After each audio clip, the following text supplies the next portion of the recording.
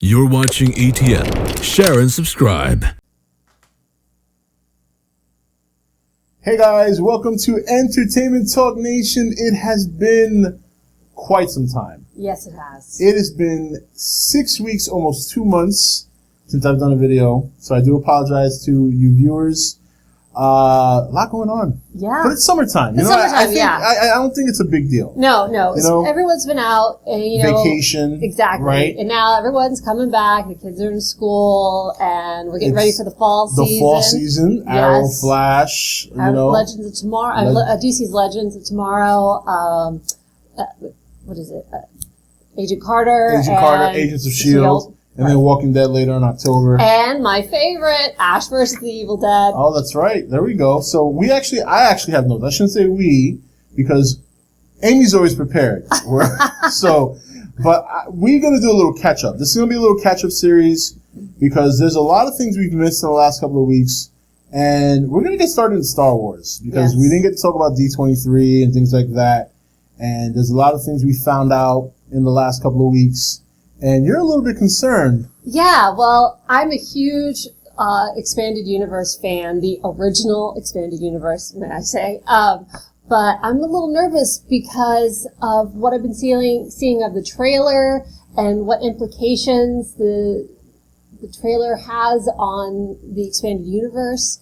I know, like, right now in the trailer, you're seeing Finn with a lightsaber. Yep. So I'm a little worried. Does this mean that there's been no Jedi Order since the end of Return of the Jedi? Because in the Expanded Universe, Luke went out and found more Jedi. He built up the Jedi Order. Right. Leia became a Jedi Knight. Yeah, this movie doesn't look that way. And the funny thing is, too, is if there's any group that has an order, it's the New Order, the Empire. Yeah, they have their order. First order. The First Order. So I'm really worried about that because there are a lot of great Jedi, and if this movie means that Luke never went out and he went and stayed in Tatooine and became a hermit, then we've lost all these wonderful characters. We've lost his wife, Mara Jade, who I love, and I know there are lots of cosplayers out there who play her. And then I'm also worried about Han and Leia, because as we discussed in one of our other the possibility segments, of them not being together and therefore not having kids. The other thing too, it's funny because we talked about this before we started filming, was you mentioned to me how in the trailer you hear Luke talking about my father has it, my sister has it, I have it. And then they show Finn. Right. And we were like, does this mean that he's in the Skywalker? Or that he's in the Skywalker bloodline? Is it a possibility that there is some sort of version of Mara Jade that's African American? And then you said in the Expanded Universe, she's redhead and all that. Yep. And then we got into the idea of, are they pushing whether or not it's going to be politically correct? Look, I don't care what they do in terms of, characters. Like, I'm all about a black Jedi. Samuel L. Jackson was he was badass, man. But I think what I told you when we spoke about this was, now you think about it, they made it a point to really say the books are not canon. Right, they did. So that gives them the freedom to either not use it or completely manipulate it. Right. And you're not too crazy about that. I'm not, because I love these characters. I have nothing against any different races or different sexes or anything like that. I just love the characters as they are. Yeah. So I'm really nervous about it. And then also, I'm excited that the New Order has blacks in it and women in it. The First Order, excuse me. But I was just kind of reading a little bit of the beginning of the book Aftermath, which is one of the bigger books takes place right after Return of the Jedi. Right. And this is part of the new Disney Lucasfilm book series of the Expanded Universe. And in it, they had this part where Wedge is confronted with a Star Destroyer, and the commander is a female. Right. And in the movies and in also the books, it's always been a male. The Empire's been a human male-dominated order. And now, if Disney Lucasfilm is now changing that to say that there were females, I think that takes some of the nastiness out of the Empire. And it's not. And in that case, it's not even about equality. It's just how it was purposely written to really give you a villainous feel of what the Empire is. Exactly. No woman. And a lot of people argue this with the whole Finn character. Well, there can't be black stormtroopers, but that part to me, I think if the Empire is expanding and they want recruits, they're gonna take whoever they can as stormtroopers. Oh, right. In terms of higher ranks, obviously, like any other corrupt political organization, they're gonna pick and choose who they want.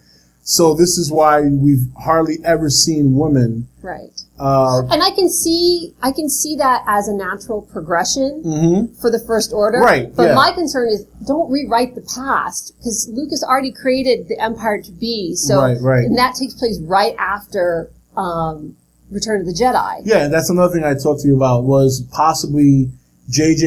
Abrams making the First Order an evolved form of the Empire where now you do see women, and which is fine. That's great. Yeah. But not go back and say, well, this woman was actually in charge. We just never saw her on film. I mean, because there are, in the past, in the expanded universe, they have had females, but they've always made it a point to say that this female made it up so far because she was exceptional, like she bested men, like she was the exception to the rule, not the rule. I'm such a traditionalist that I just don't mess with the past, you know? It's you know, and that's the thing about Star Wars. Like, look, it looks like a great movie. Yeah. I feel confident, but I understand concerns. I think they're valid.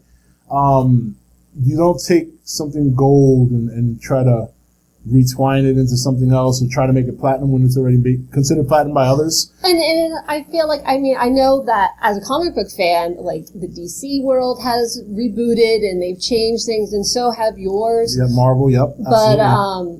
But with this, it only had been one storyline. I mean, you had the little Marvel bits in the 70s, that little comic, but everyone knew that really wasn't canon. It's all about the movies. And so the fact that, like, George Lucas, he had a team put together to make sure that everything didn't contradict each other and stuff like that, and then to go now and say, oh, screw that. And my concern, too, is whether or not this movie is going to be a big political debate and criticism, because something else that came up in the weeks that we were absent was Gwendolyn Christie's suit. Some feminists complaining that it did not have breast formation on the suit. And it's like, I mean, it's armor, okay? Yeah. You know, it's and also I read that people were saying, though, but the way she stands, you can tell it's a woman. You know, and that's fine. Yeah, I don't think you need to have breasts. Exactly. And I also don't think you need to, if she's standing like a woman, it's because she is. She's not supposed to be acting like a man in armor. No. She is a woman trooper in armor, period. Right. And it doesn't have to have breasts to signify that. Yeah. And she's and I'm sure we'll see her without the helmet. She's way too beautiful not to be seen without the helmet. But that suit looks badass. I like the way it is. I don't think it's a problem. I think some people are just being over. I know. It's just too much politics. It's too sensitive. Like, everyone needs to just chill out. Yeah, you know? Seriously. One of the more recent rumors is an possible end credit scene. And I didn't read too much into this. I didn't read anything about that. I just got this morning. Okay. From our good buddy Murphy. Oh, and thank you. I didn't get a chance to read the article. That would be something else new in a Star Wars movie. I'm a big end credit scene kind of person because I like something to salivate over at the end of the movie. Yeah. Not for Star Wars. No. Not for Star Wars. Don't mess with tradition. Yeah.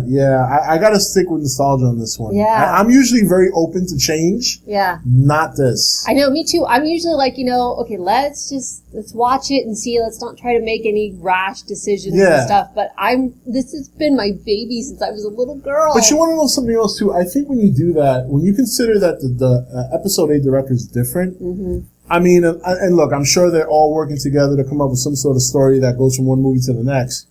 But depending on what your end credit scene is, you kind of might put them in a position where they have to work off of that in the early part of their movie. Yeah. Why do that? Why put somebody in that position? So I'm not a big fan of an end credit scene for Star Wars. I don't agree with that. And also, it breaks from the Saturday morning the serials of the 40s. Right, yeah, exactly. And that it was based on. Yeah. The shows were based on. Yeah, so look, a lot of Star Wars stuff coming. We'll see what happens. It looks like, this happens when these big movies come out. The closer they get, the more tense people get because they want to love it. Yeah. And there are concerns. Everybody has their own idea of what should be done, what shouldn't be done. I say, I'm with Amy, don't rewrite the past. Let's not worry about who's under a damn armor. Yeah. No end credit scene. No. And if you're not going to have, we already know that the books are not canon. Right. We'll accept that, but let's not just completely destroy. Right. Like Luke being a hermit for so long. I know. And I hate when they like go back to things like, oh, he has to be like Ben. Yes, right. I'm like, no, you can do something new. Yeah. Well, and also my big thing is, I'm not sure, all the Star Wars movies have been about family. And in this one, I don't feel like there's that family connection. Yeah. I mean, everybody's apart. Everybody's apart. Han's with Chewie. Leia's on one planet and Luke's a hermit. So well, and also like we're not sure about if Finn is somehow related or maybe that's Rey. The weird part. Because I'm like I was kind of hoping that maybe Rey was Jaina, like off on her own because at this point in the books, Anakin Solo and Jason Solo are both dead, so then that would make sense that there is just Jaina left over. That's a good point. So I was kind of hoping that maybe Rey was Jaina off on a mission or something, but now it doesn't really look like that. Yeah. And so I'm not seeing that family connection. No. Because like Vader was Luke's father. Yeah, we may not get one. And we may not get one. And I'm just so Or we might get nervous. a twisted one. Yeah. Actually, now that we're talking about it, and I want to mention this one last thing before we go. Yeah. Miss Nyong'o, I think her first name is Maputo Nyong'o. She's the African actress. Right. She was in 12 Years a Slave. Okay. Now, we talked about Finn being connected to the Jedi. What if she is Luke's jump off? You know what I mean?